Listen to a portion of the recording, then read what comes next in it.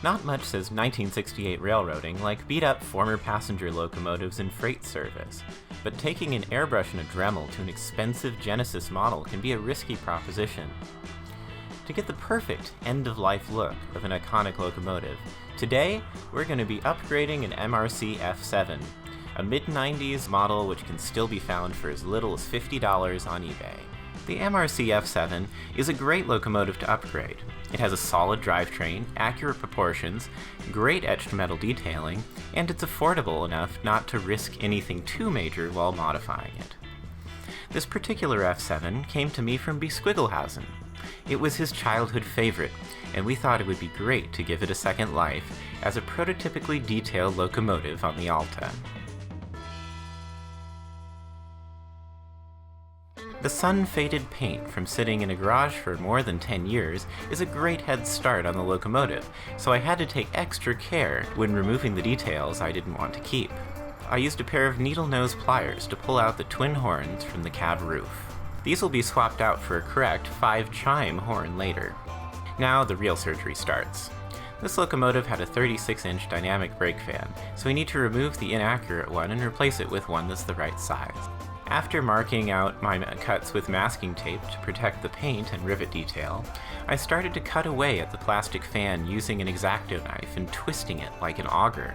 This technique gives me a tremendous amount of precision, since it cuts away the plastic with very little downward pressure. Cutting away the fan using an X-Acto knife is definitely more time-consuming than using a drill, but while working with a brittle, sun-damaged plastic model, even a small hole with a drill could risk cracking the shell. Once the fan had been carved away, I used a chisel blade to flatten out the edges of the hole and to remove any plastic that had been left behind the edges. To make sure the edges are totally flat, I used a metal file that amazingly fit perfectly into the gap. Having a standard metal file with teeth in only one direction is critical, since it gives a much smoother result. Next step is to remove the steam generator stacks in the rear of the locomotive, since it didn't have a steam generator in 1968. I used the same twisting technique to carve away the stacks, and then used the X-Acto blade to clean up the edges. Using the X-Acto here instead of the chisel was necessary since the roof of the locomotive is curved. While I had the X-Acto knife handy, I used it to clean up the mold lines on the nose. These are placed in tricky spots on the compound nose curve, but gentle passes with a sharp blade smooth them out with no problem. Now it's time for the hardest change I had to make for this project. For some reason, MRC modeled their Santa Fe F7s with just one headlight, and the real units had two. Cutting out the door required an extremely precise cut, so I first deepened the panel lines using an X-Acto knife. Next, I removed most of the door material using the twisting blade technique to create holes, then clipping away the materials between the holes with a rail nipper. Once most of the door was removed, to finish off the opening, I squared the edges with a square file, being careful to only file away material up to the panel lines of the door. Seeing the locomotive missing the nose door inspired me to model the door open, since it was unlikely to be leading in a consist. Having an open door for crew access is a unique detail that really makes the final engine stand out.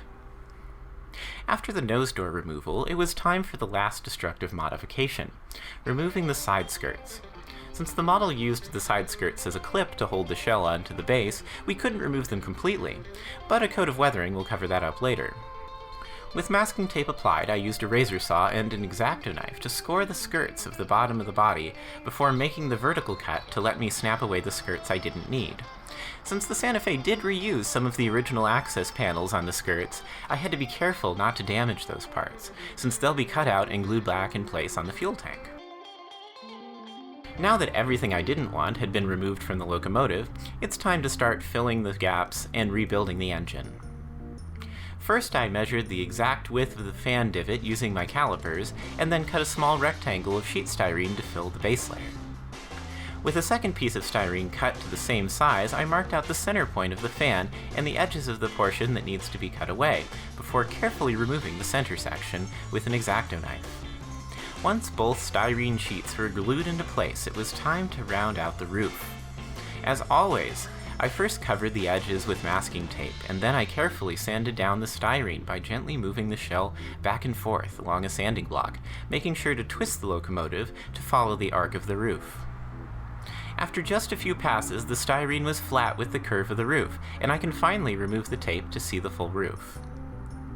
I then glued in the new fan, being careful to keep it perfectly centered on the roof. The steam generator cover needed a very similar process. I sanded down flat, then added a thin styrene sheet to cover the holes. I measured the sheet off of another F7 model I have, and used masking tape to hold down the styrene as the glue dried.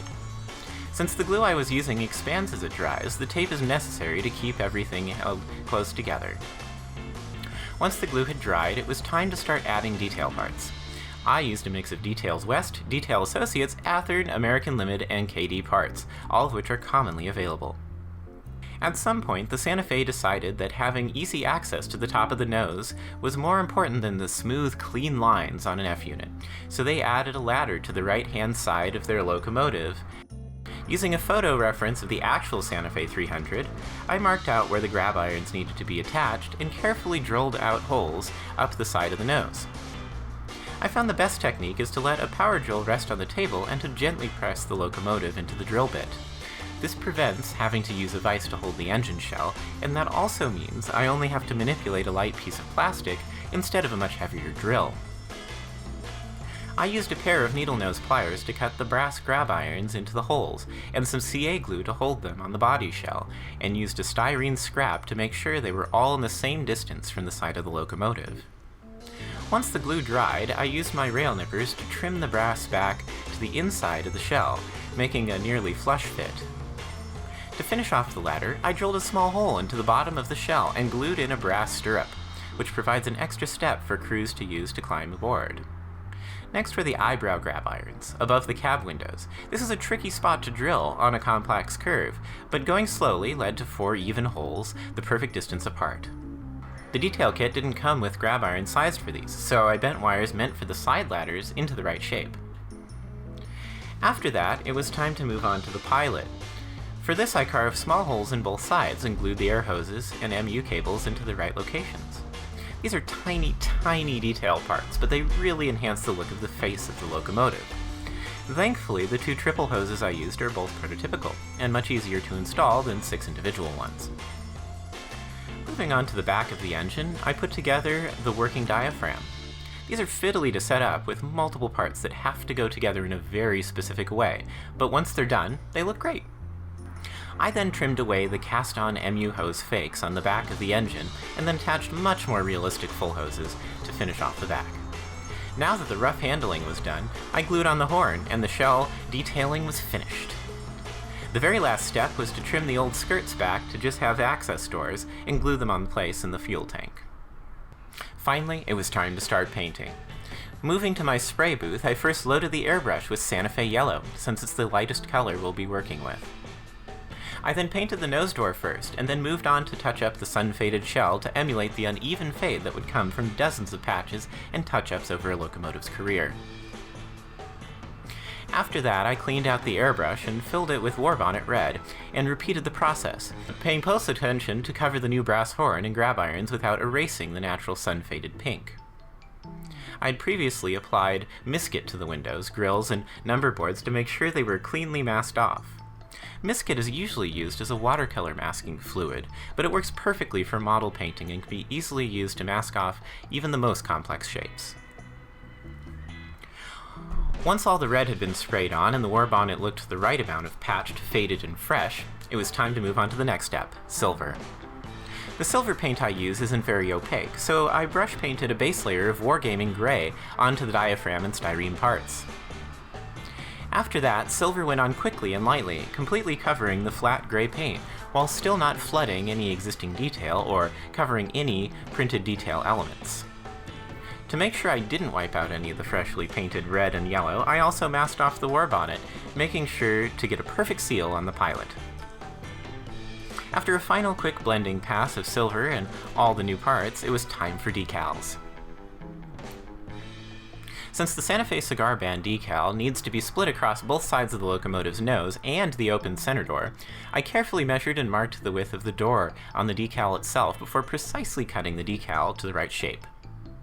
With the decal cut, I floated the first half and applied it to the locomotive before repeating the process for the other side, and then for the nose door in a fiddly process that ended up just out of frame.